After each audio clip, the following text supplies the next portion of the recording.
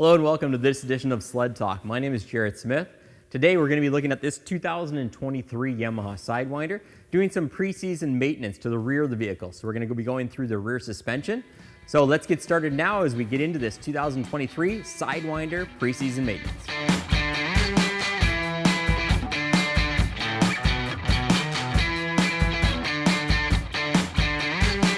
All right, so as we get started, we're going to take a look at some of the parts that we got prepared for today.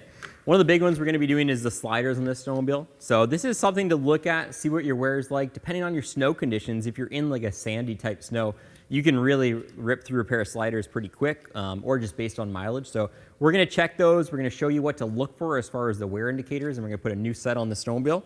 Of course, we need grease, so we have Yamaha low temperature grease. This is really important for all the components of the rear suspension to make sure you have that cold weather grease. It'll keep the moisture out and it'll keep everything moving as it should. So this is an important one we're going through as we grease the snowmobile. Some maintenance on this sled. As we mentioned on the last episode, this was actually one of our photo shoot sleds. So it's had some miles on it now, and we noticed that some of the bump stops actually need to be replaced. They've had a hard landing or something along those lines. So we'll show you those and we're gonna replace those while we're in there. This is a ski shim set, so as we go through the year, we do tend to adjust the ski shims on the snowmobile. It has the Strike single keel skis. 0.0 is the stock setting. The kit gives you a 2.5, a 5, and a 7.5. So we're going to show you how they work, how they install on the snowmobile. And the last one is really when you're getting ready for either storing the sled or you're pulling it out of storage, and you want to make sure your battery's up to 100% spec. We're going to install this tender lead. So this actually stays on the snowmobile all the time. It goes into the battery wiring, and it just gives you that piece where you can then connect your tender to. So if you're going to leave a sled for an off season or even in between rides, if you're not going to ride it for a couple weeks, it's not a bad idea to put something like an Optimate charger on the snowmobile to keep your battery at top performance. So typically what I would say is I tend to replace my batteries every 3 years or so. The biggest thing is when you put a lot of stress on that battery. So if you're in the like -30 way up north riding, you don't want to have a weak battery let you down. So it's always good to preventatively maintenance, put it on a tender, make sure that on the off season it's got that trickle and it's keeping it up to top performance. But also think about when it's a few years old to start replacing that battery, because they do have a lifespan. So you don't want to get stuck and wreck some trip. So once your sled's up into that 3 years plus range, start thinking about maybe throwing in a battery. It's a lot cheaper than losing a trip. So we're going to start by pulling the rear suspension of the snowmobile, and I'll show you how to do that now.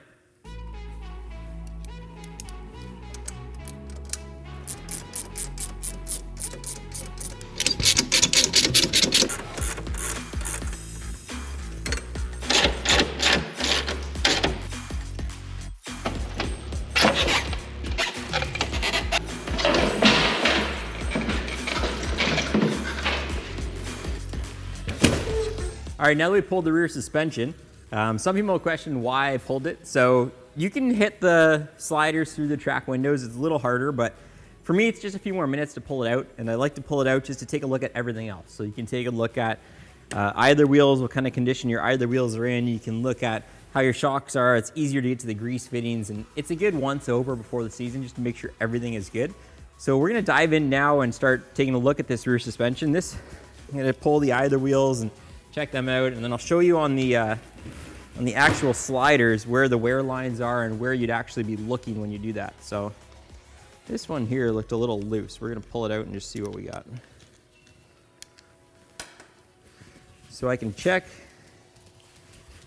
feel what I got for bearings here. And this one actually is get a little bit gritty. So I think this bearing actually needs to be replaced at this point. It just feels like it's got a little bit of resistance in there.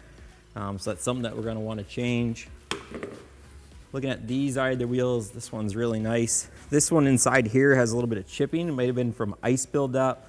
Sometimes if you have traction products and they're where the either wheels are rolling, because they're rubber lined either wheels, you actually can chip them where it's running on and off the traction product. So sometimes you'll see big chips out of those, and it's just really the cost of business of doing the traction products where they're having that uneven surface. You might not get as long a life on the either wheels in that case.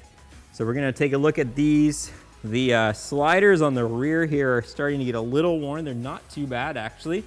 There's some chips here, but not too bad. So we'll show you how to pull those off now, because we're gonna change these as when we get into the season, we don't wanna have any issues. But If I look close at this rear section right here, you'll see there's little lines. So if you look down here, you can see on that camera angle, you can see clearly there's about a quarter of an inch, a little less than a quarter here before the first line, and then it gets a little smaller, then you have this big area. When you look at those lines and you follow them along, you can see this one's actually already touching or beyond that first line, and we're into that center area. So on previous sleds like Apexes, you would accelerate into that initial wear really quickly as they set the sliders, and then it would slow from that point on a little. So DuPonts were a huge benefit on Apexes, and they're really good on these suspensions. If you're gonna spend the money, because they're gonna last you a long time. But I'd say this slider in the rear here is a little thin, so it's a good thing we're changing it ahead of this upcoming season.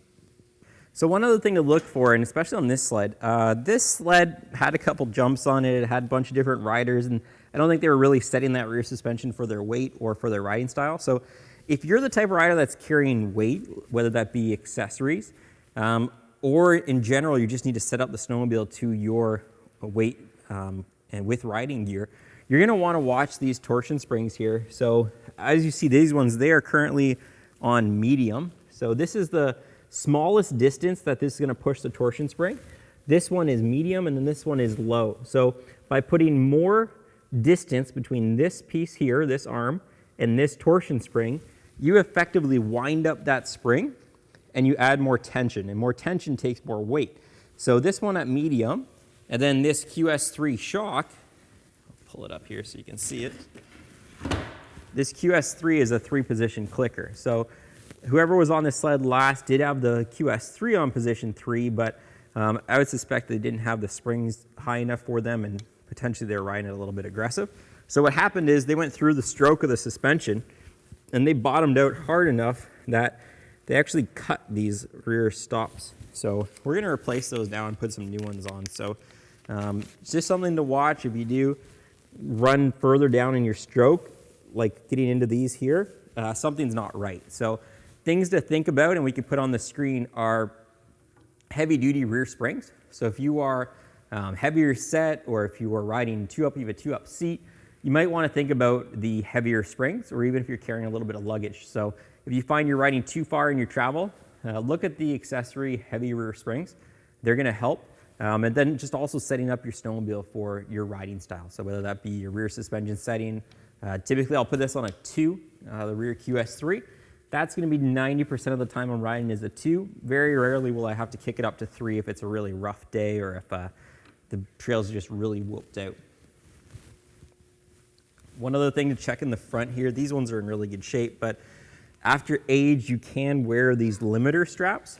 So you can get some dry cracking, or you can get it where they're getting a little old. So you want to check these limiter straps. These ones looking really brand new condition. They look great. So those ones are in good shape. No issues there. And then to pull the sliders off, what we are going to do is we are going to take off these bolts right here that go right through, and you can see what a brand new wear indicator mark looks like there. And then we're going to pound them off. So we'll do that now, and I'll pull these sliders and put a new set on.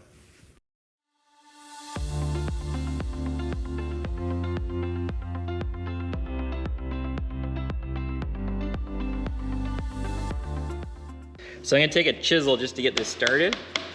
Then I'm going to start moving that down. I just want to get through the arc here. That's going to be where all the tension is. And I'm just keeping it parallel so that I don't mark the rail. And then this is just a old dead blow. What I can do is take it all the way.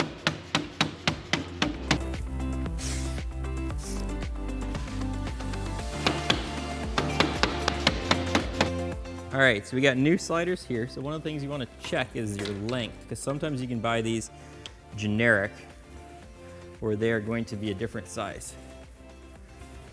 So find a nice flat table. These ones we bought were 137, so they are the right size. But what you would do typically, if you bought a set that was longer, always check 2 dimensions. Check this dimension here, which is from the center of this bolt hole to the front, because that's going to be up where your cap is on the front of the rail. And then you want to check the rear. So once you have those 2 aligned, you're going to work your way down, and then you're going to cut the other ones so that they're the same length as the ones you take off. So if you buy longer ones, no sweat, just make sure you line up the front 2 bolt holes and then just cut the back. You can cut them with like a hacksaw. Looks like these ones are actually cut when whoever put them on. So these ones are already cut to length, and the benefit of buying them to length, and you can do this yourself too, is they're tapered at the back. So where the rail kicks up, you can see they're already pre-tapered so that it tapers on the rear. Installation is the same as removal. Make sure you have your circle forward. Line it up with the end here. Slide them on until you hit resistance. Resistance is gonna be right there. When it starts going around.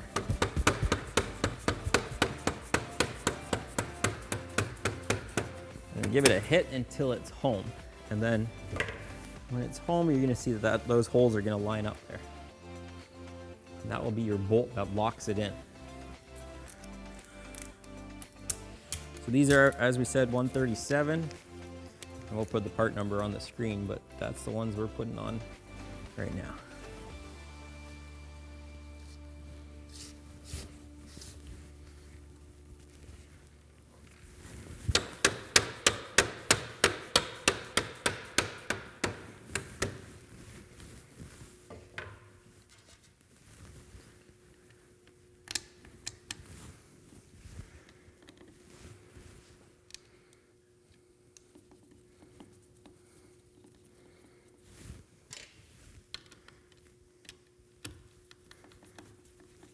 These are nylock, so you don't need to do them super tight. They're just holding it from sliding back. So you just want to make sure the nylock is engaged and you have some tension holding the front up. That's it.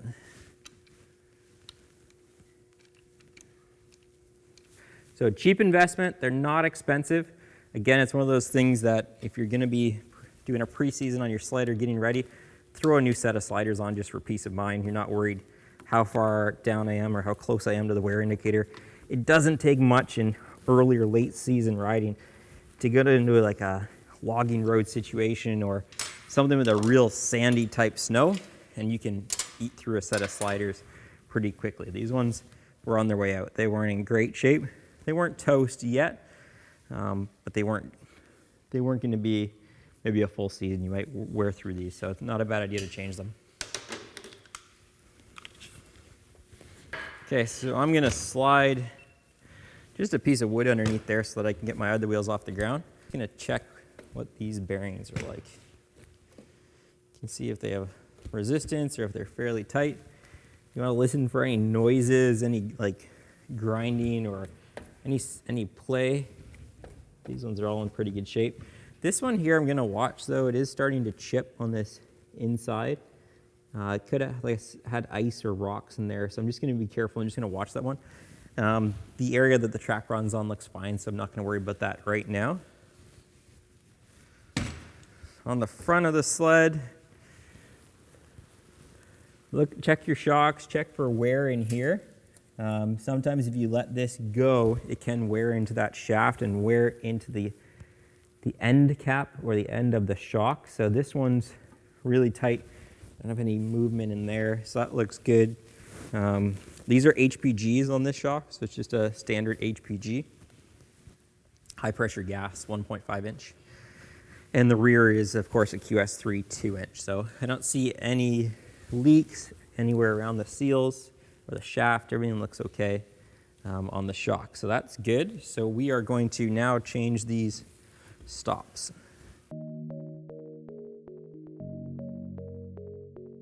Pretty simple. It's just a one Torx bolt, little 8mm on the back, T25.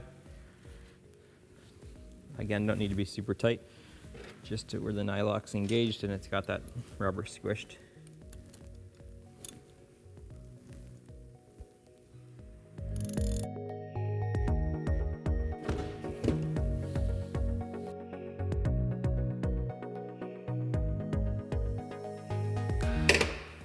All right, so those are done. Now I just want to look through and do it once over before I grease it. So again, we checked the idler wheels, they're good. Checked all the arms, this one, they just need grease. Limiter straps are good. Looked at the QS3, looked at these rear adjuster blocks. One of the things we talked about earlier when we did the bigger torsion springs, we also offer a 4-way adjuster block. That's gonna give you just one little extra level of adjustment. So that's if you're gonna be on the edge of the weight rating, or if you're going to need that extra for luggage capacity, check out our billet 4-way blocks. So instead of 3 positions, they do give you a 4, and the 4th is a little bit thicker, so it's gonna be a little more. Back here are the transfer blocks. So these also are adjustable, similar to the torsion blocks. They give you different thicknesses. So they're actually numbered as well. So 1, 3, so it gives you a little bit more transfer depending on how you want to set the sled up. These are right in the middle right now, so I'm going to leave these at where they are for adjustment. And then now we're just going to grease it.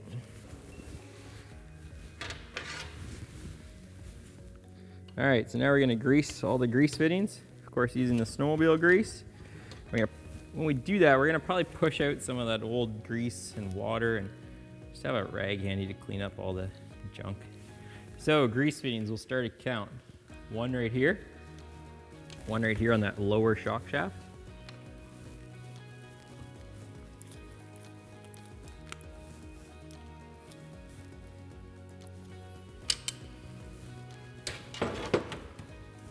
Right here is another one on this lower shaft.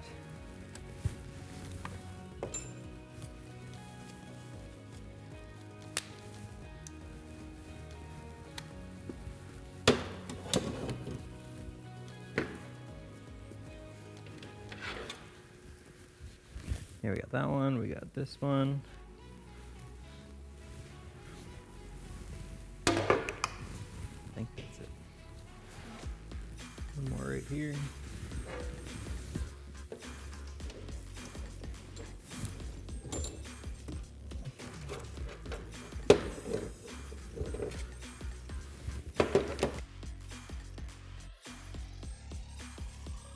Okay, so we're done greasing it. Now we moved on to the rear idler wheels. We mentioned earlier it was a little bit gritty. So what I did, I grabbed some circlip pliers. I pulled the circlip and I actually pulled the bearing. So this is a 6005, it looks like. Now what you could do is if your wheel's in good shape, you could just replace the wheel. However, we grabbed a new wheel just to be safe and a little easier. But this one is a little bit gritty. So unfortunately this bearing is no longer good. So we are going to change that. We are going to change the whole wheel and put a new one on with a new bearing that's in a little better shape. So set that aside. Well, this is just going to slide onto that shaft, and then when we put it back in the snowmobile is when we're going to tighten all that to lock in that rear axle once we set the track tension. I'm just going to put that in loosely for now so it is ready to go. Okay, so now as far as the rear suspension, we've greased it, we've done the sliders, we checked all the eye of the wheels. We're gonna watch this one. It's got a little bit of chips, but it's in good shape. We checked the rear eye of the wheels. We replaced the one that was a little bit gritty with regards to the bearing. So now we are done with the rear skid. So we are gonna get ready to put that now back into the snowmobile.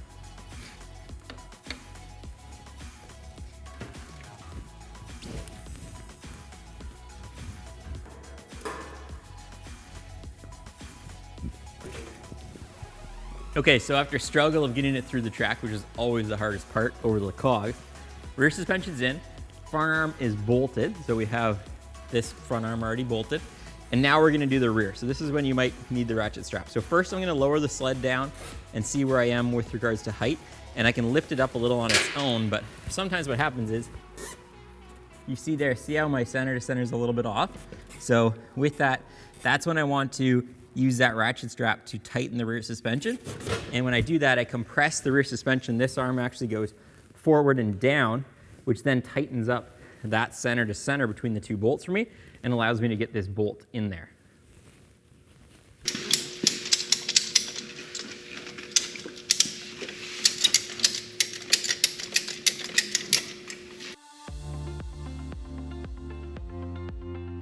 Okay, so we got the front bolts in, rear bolts in. You showed me, I lined those up and showed you there. These get torqued to 45 foot-pounds. But now what we're gonna do is we're gonna take out that ratchet strap that we used as our trick to get the center to center right. I'm just gonna back off the tension there.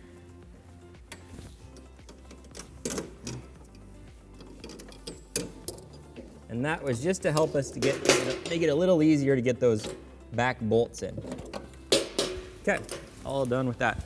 So now what we're gonna do is we are gonna do track tension. Just by the amount of sag we have here, we have lots of track. Way too loose. So we are gonna start tightening that up. Equally on each side. That back axle is still loose. That'll be the last thing that we tighten.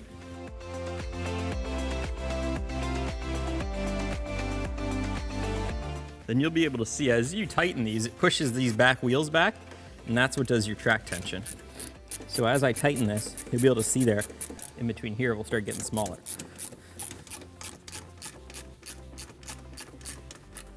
And you're gonna wanna go back and forth so you do it equally between the two. You don't want it to bind. You wanna make sure that that rear axle is moving pretty similar, because one will get loose and one will get tight on you. Okay, so what we wanna do for track tension, the proper way, or the way in the manual, is you're gonna wanna see in the center of the track, 20 pounds, which is right there, and we're gonna want 2 inches. So as it stands, we're about 1 5/8 or so. So we're actually a little tight, but what we're gonna do is we're gonna turn the track to make sure it's loose, and then we're gonna try that again.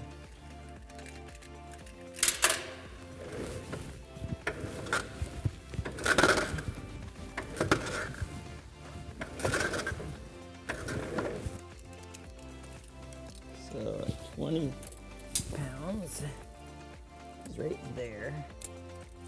I am still just shy of 3/4. So I'm a little tight, so I'm gonna back it off on this side. 20 pounds, 2 inches. 20 pounds and 2 inches. You're good.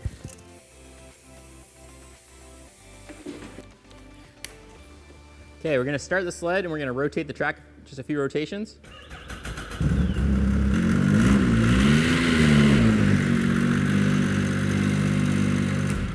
Now that we've set the track tension, we're gonna now set the track alignment. So what I look for when I typically do this is from the suspension rail to the track clips right here is one dimension you can look at, so you can see how centered it is from there. And another real easy one is just to see where the eye of the wheels fall within the track. There's a little bit of variance here with the track's outer edges, but for example, on this LTX LE, there's quiet bumps, and you can see if it's off center on the quiet bump. Like if you look at this one, we're kind of far in on that bump, and then if you look on this side, pretty easy to tell we're almost at the outside edge of that quiet bump. So you can tell there, and you can tell right here. See how that clip is almost touching the slider? We're way too tight on this side. So this side is closer. So with that, we're gonna adjust this side. What we're gonna do is we're gonna tighten this 1.5 turns. And then we're gonna. Okay, so once you have the track tension aligned to how you like it, do a couple rounds of adjustment. You just gotta lock in the rear axle. So you're going to, right here, one on each side, you're just gonna make sure that you got that axle tight, because now you don't want it to move. Okay.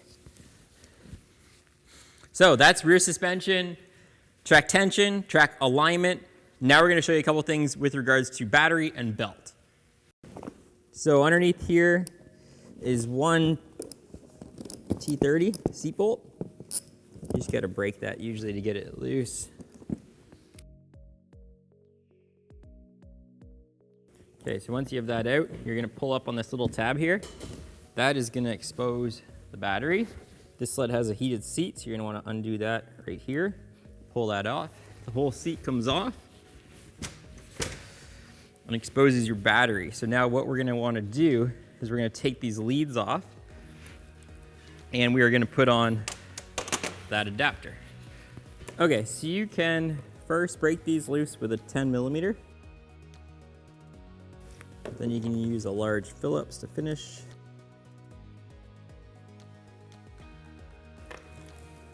Okay, so we got those bolts out. Now we're gonna get this ready. So this is something that you'll leave on all the time because it is fuse protected. So it does have an inline fuse right here. So that'll protect you. And it's water resistant, we'll call it. So now you want to route this, probably something like this. so we can make it a nice clean installation. And we're gonna have the stock ones, and then we're gonna put this last. Okay, wire. We're gonna come back to that because we wanna make sure we have it nice and tight.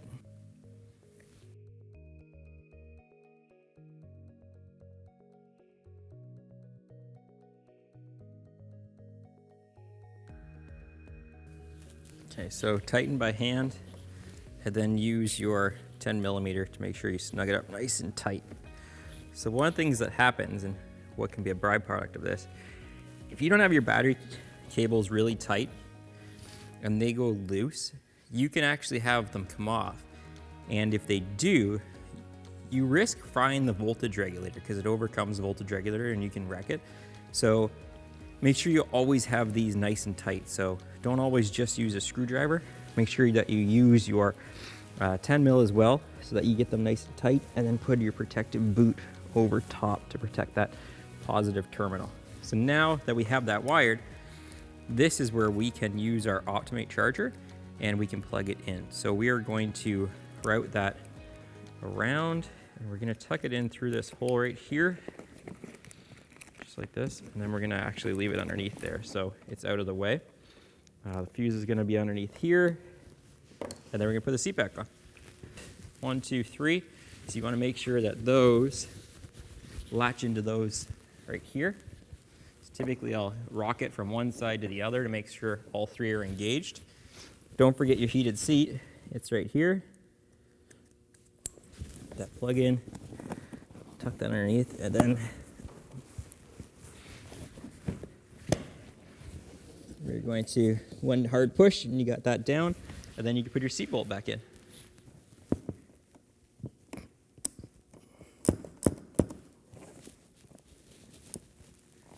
Okay, that's tight.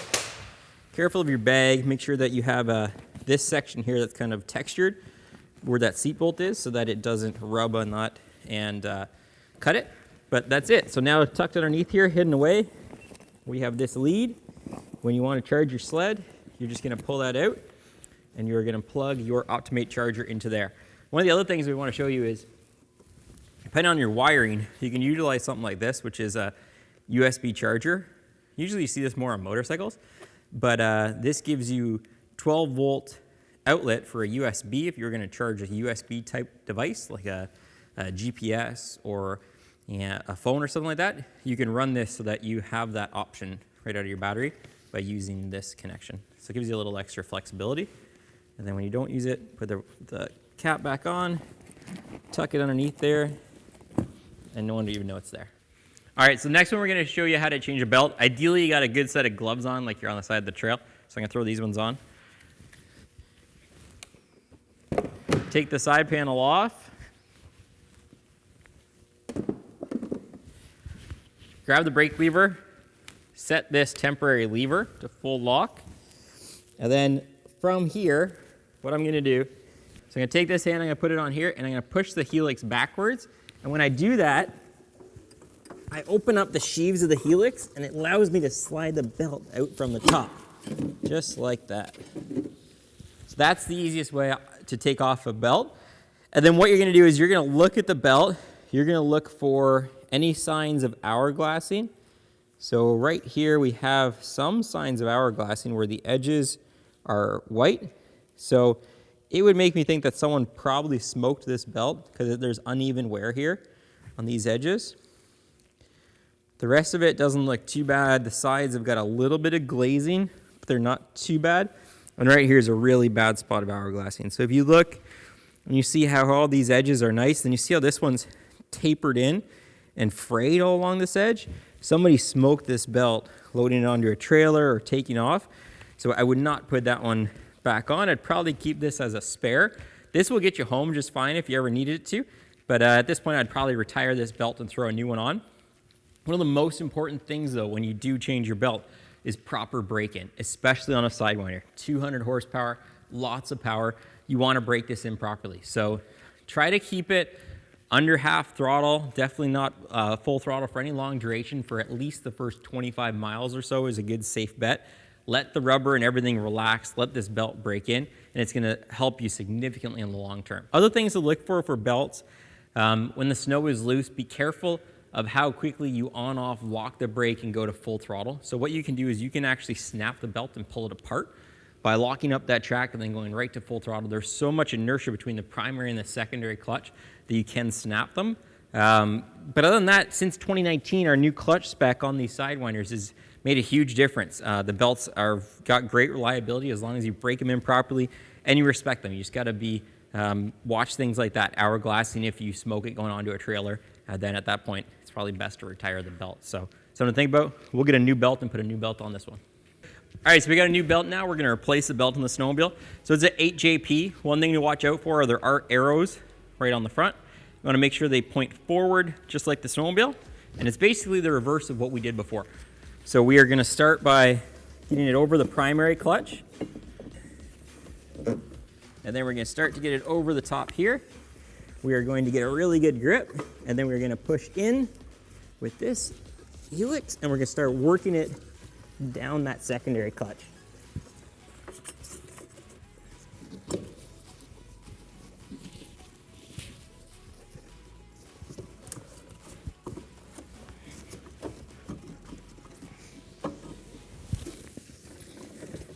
Okay, now what you wanna do is you wanna just work it up in that primary, or in the secondary, sorry. So take the brake off.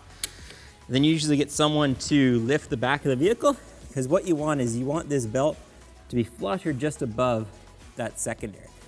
Yeah, if you start it with the belt too far down, it's like taking off in a bicycle in a higher gear. So it's harder on the snowmobile, and you usually hear like a squeak when the front, because the primary will start to slip. So you wanna make sure you get that all the way up at the top. Sometimes you can just wiggle it back and forth and get it, but it's best if a buddy lifts the back of the sled and you just rotate this secondary forward, and then the spring tension will just lift it back up. That's it. That's how to change the belt on a Sidewinder snowmobile. All right, thank you for joining this episode of Sled Talk. It was great to have you along as we did some maintenance on this 2023 LTX LE Sidewinder. Quick recap of what we did today. On the rear, we went through the rear suspension. We pulled the rear skid out. We checked the idler wheels. We greased it. We put new sliders on it. Put it back in, set track tension, track alignment, both really important. For the battery, we put a battery tender lead on, allowing you easy access to charge that battery without taking your seat off. So whenever you bring it home from a ride or gonna store it for the off season, you can plug that in. We showed you how to change the belt, and mainly we just want to get you ready for the season. So these are typical pre-seasons along with the oil change that you do before a ride. Always reach out to your Yamaha dealer if it's outside your comfort zone. They'll take care of you and make sure that your sled is in tip-top shape so you don't miss any riding this season. So thanks for joining this episode of Sled Talk. We will see you next time.